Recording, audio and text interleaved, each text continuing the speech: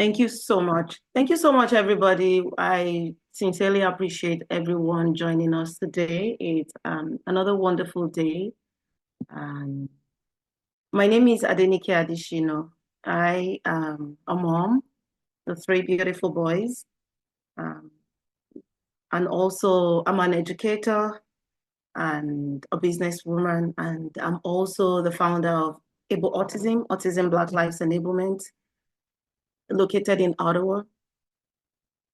We support individuals and families with special needs in Canada, especially newcomers and immigrants families in general.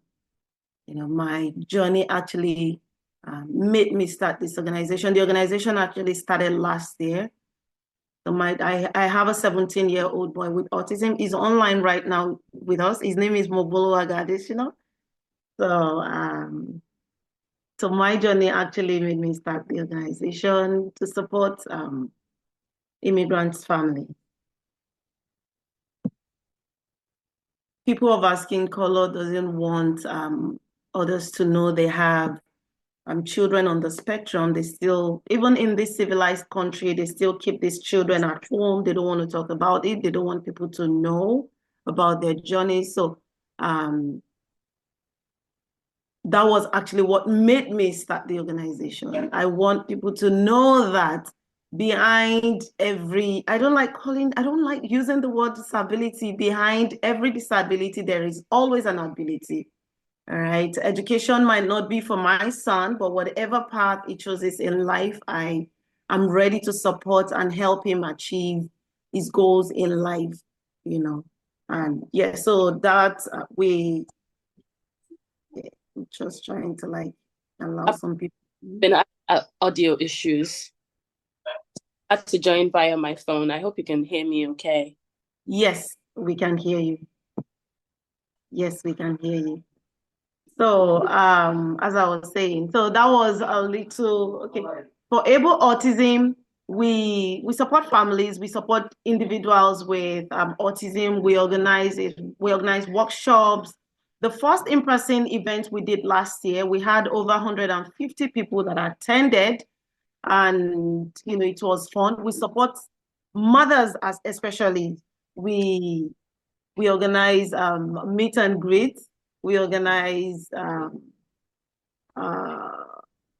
talent, like a talent show for these children. And our Christmas party was also fun. You know, it was really fun. It was wonderful.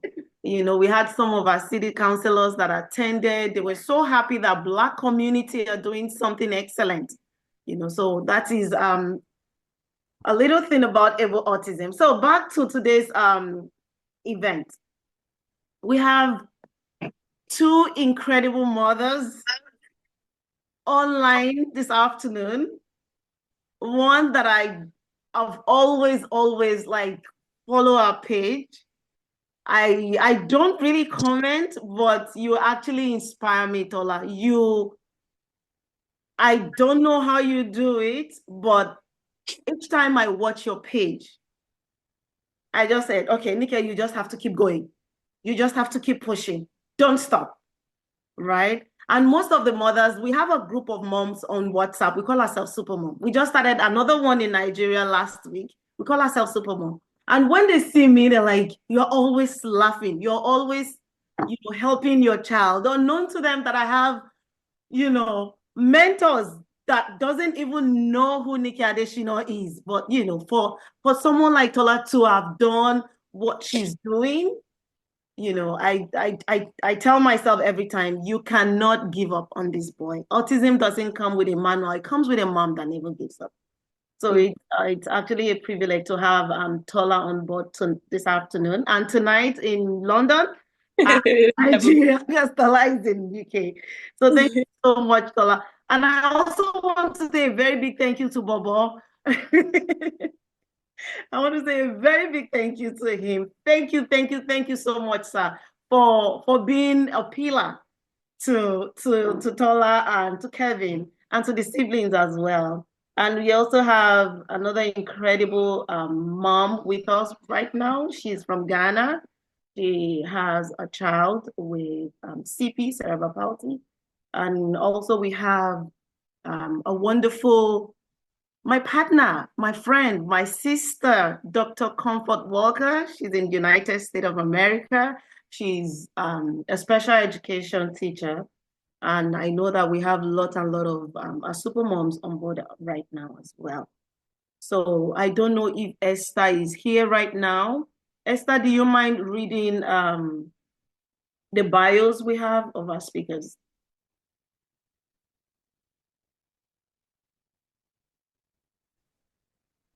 Yeah, okay. Um, Good evening, everyone. Good evening. Yeah. So I'm going to be reading out the bio of Miss Feintola Andu. She's the founder of Tola Andu Foundation, Tough Cares. She's a passionate child advocate committed to raising awareness and providing support for autism. Through Tough Cares, she provides therapy, learning resources, and promotes inclusive education, helping more than 50 families. On her platform, Raising Kelvin, she shares her personal experiences to inspire others, fight stigma, and encourage acceptance, reaching over 700,000 followers. Her work had earned her the Humanitarian Services Award from the Nigerian Association of Special Education Teachers. That's a massive feat. Welcome, Ma. Thank you so much.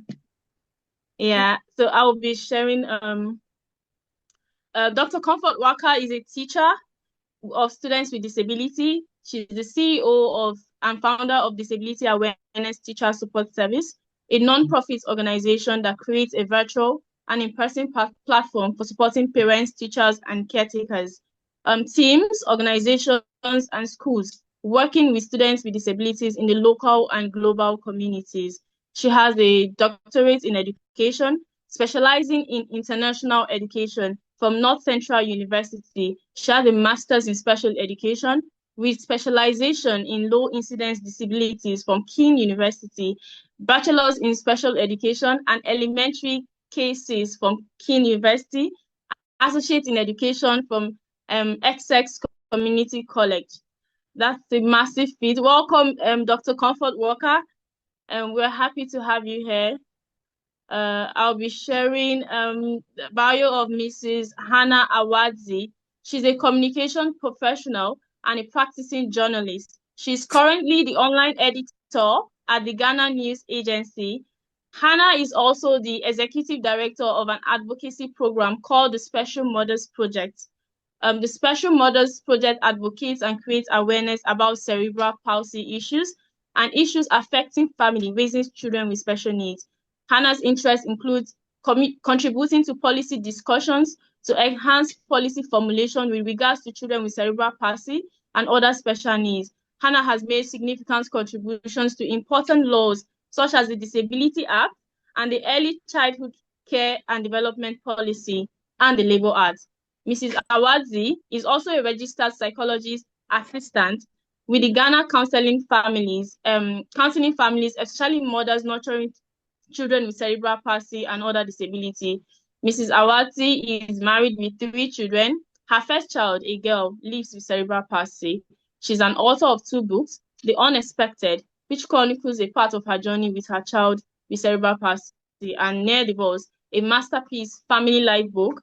Hannah has a master's degree in contemporary English studies from the University of Ghana. She also holds a degree in psychology with linguistics from the same university, as well as a diploma in mass communication from the Ghana Institute of Journalism. Welcome, Ms. Hannah. We're happy to have you here. Thank you for your willingness to share your story and your journey on our platform, on this platform. Thank you so much for coming. You're welcome, ma. So at this point, yeah, thank you. You're welcome. So at this point, I'd like to call on Miss Tola Feintola Andu to share her to share with us on her journey with her son Kevin. Our topic today is actually supporting social skills and also parental stress and positive. Let me see the topic. Sorry. Okay.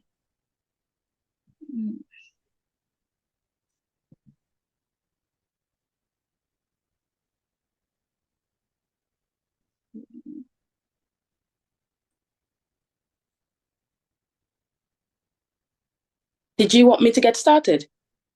Yes, please. Please start. So you're going to be sharing your journey with us as regards how you've been able to manage your son's autism and how it's been so far.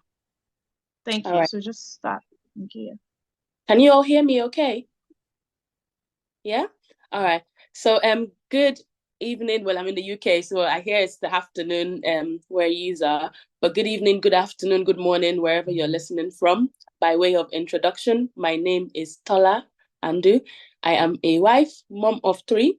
My first son, Kevin, has a diagnosis of autism and ADHD, also learning disabilities. He is 19 years old now. And the journey has been far from smooth, but to God be the glory. He was diagnosed when he was 4 years old, but we started to see signs from around a year old.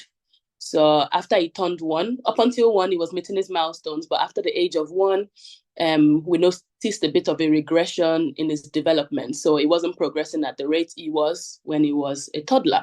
And, we started to get worried, especially when he started school. We had worries with him not playing with other children and with him not communicating. He didn't have words. It was very difficult for him to make his needs known. It was very difficult for us to even ascertain what his needs were.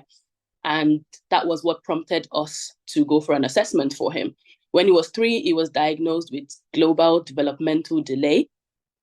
And he started at that point to get speech and language therapy. And then when he was 4, he had another assessment, and that's when he was diagnosed with autism. So in terms of supporting him, it has been a journey. As I said, Rome was not built in a day. And in terms of my experiences, like Kevin is the first in my family that, has a diagnosis. So it didn't come from a place of having any prior knowledge. And that's why I like to share with parents now that you don't have to be an autism expert. You just have to have the willingness to learn and the willingness to want to give it your best shot. Because at the end of the day, this is the child that you have been blessed with. And the onus is on you to take on that responsibility and do the best that you can. We're all here just trying our best. Nobody knows it all. And it's a journey. And for the most part, I just want parents in that journey to give themselves grace. I'm not sure if everybody on the platform is of African background, but it looks like a good portion of us are. I know we're battling with so much alongside what we're already going through. There's the cultural impacts that, with stigma, with lack of education, with ignorance that we have to deal with alongside what we're going through in our own homes. But we have to make sure that we maintain focus on what's our business, and as much as you can, block out the noise. And that's why I say to parents is the best way to start is just silence the noise. Because a lot of times I find that the struggles we have with our children is not the major.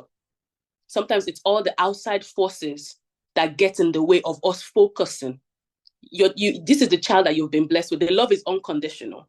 But it's when people start to put in your ears about, oh, is this the reason? Is that the reason? Oh, but why is your child so slow like this? But why is your child not doing this? Those are the things that eats up your emotions, that then takes away from the ability to parent your child. So I would say the first line of action is for you to actively and consciously silence that noise, because that's when you can face what's in front of you. And it needs your full attention. There's no way of sugarcoating it. There's no way of, making it feel like, I know in terms of the content I share, I focus on joy and that's not because there's no struggles.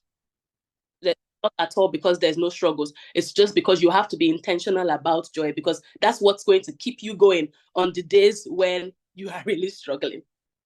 Not every day is joyful, but you have to be, honestly, you have to be conscious about springing on, even if it might be as small as a thread, but you just have to hang on to that joy in your life. And with our children, I believe that every child can learn, regardless of disability. It might not be at the pace of other children, but your child can learn.